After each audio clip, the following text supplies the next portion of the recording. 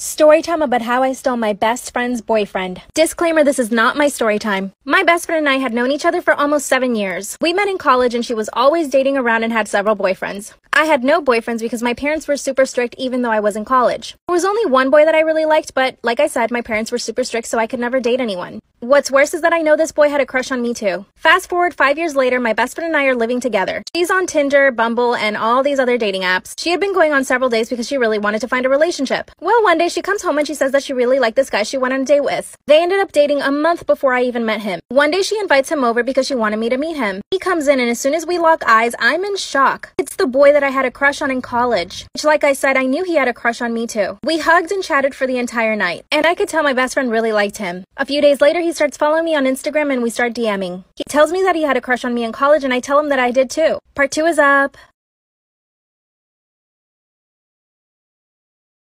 My best friend's boyfriend starts DMing me on Instagram. He confesses that he had a crush on me when we were in college together, and I told him that I did too. Disclaimer, this is not my story time. From that day on, he would DM me every single day and we would just flirt back and forth. I started feeling really guilty and I told him one day I can't do this anymore. That's when he told me he also felt guilty and that the best thing was for us to stop talking, so we did. I was so sad. A few weeks passed by and my best friend asked me if she could have the apartment all to herself because she's planning a romantic dinner for him. I said yes, but I felt so jealous. I left the apartment because I realized that I was so in love with him. I went to the supermarket and ate a whole pack of Oreo cookies and went to the movies. I get a text message from my best friend asking me to come home immediately. My stomach sank and I thought she had found out. When I get there, she's crying and she says that he broke up with her. I asked if he said why and she said because he was in love with another woman. My stomach sank again. I was there with her the entire night while she cried knowing her boyfriend left her because of me. Part 3.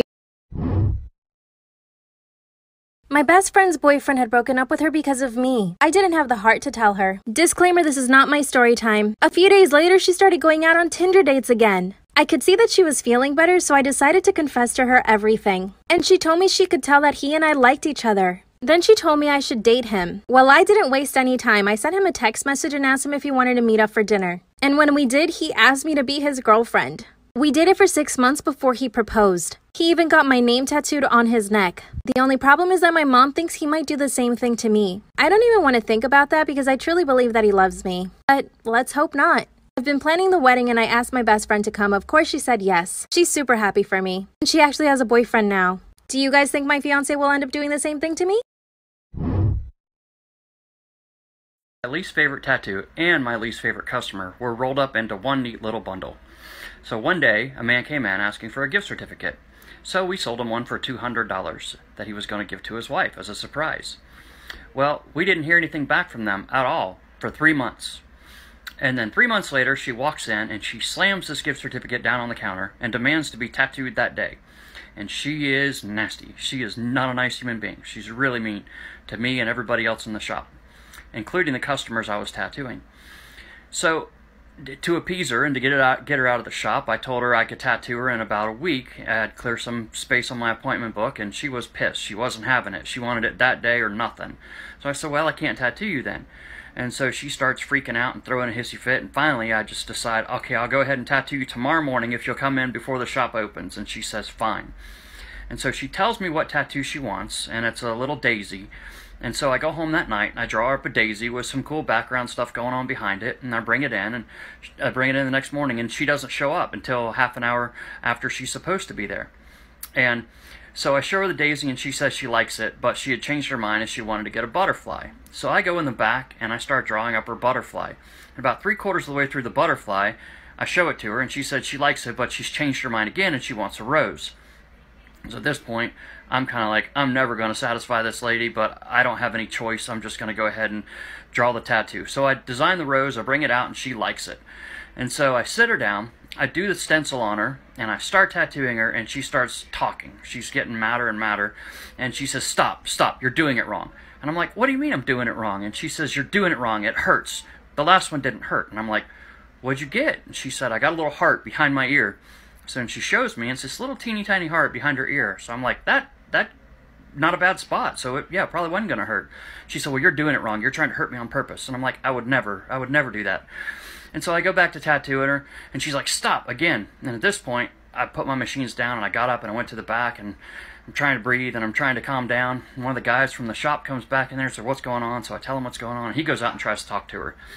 And she goes off on him, and he's like, ma'am, you're just going to have to calm down. You know, you're getting a permanent tattoo from somebody who right now doesn't seem to like you very much. You might want to rethink this. And so I go back out, and I start tattooing her again, and she starts screaming at me. And so I put my machines down, and I got basically the stem of the rose tattooed on her with a few thorns and a leaf. I put my machines down, and I said, I'm done. I'm done tattooing you. If you want to get your husband to come back in, and I'll give him the $200 for the gift certificate, and we'll call it done. And she said, well, I can't. He left me. And so I said, well, you're stuck with a stick. And that was it. That was the end of it. So she's walking around out there in the world somewhere right now, hopefully with a stick on her. Y'all, I can't believe I even have to address this.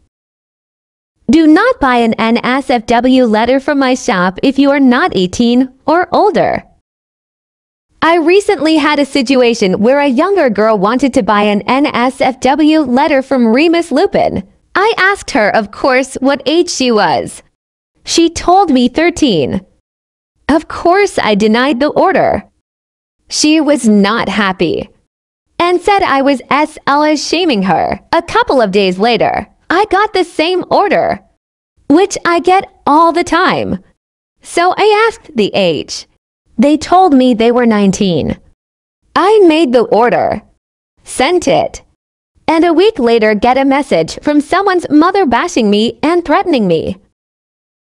Until we realized her child made a fake account and lied using her mom's credit card.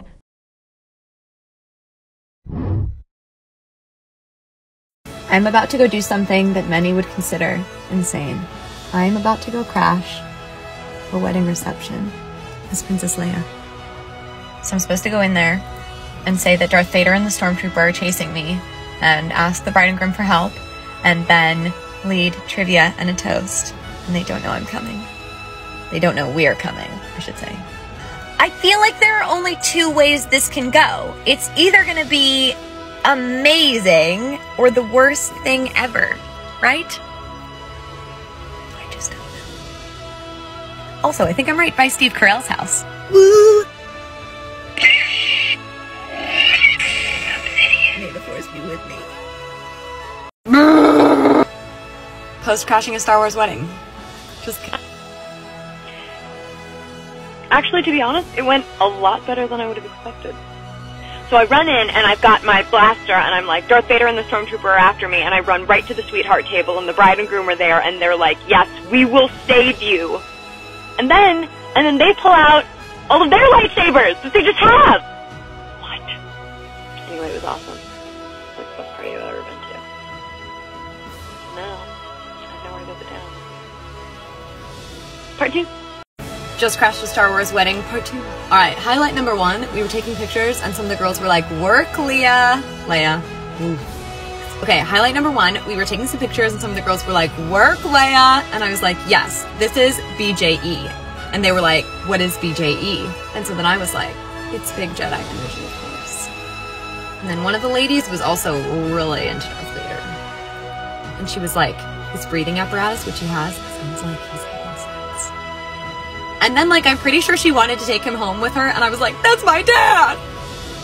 But yes, though it may have been that couple's wedding, it may have been one of the best nights of my life. No. I want to go but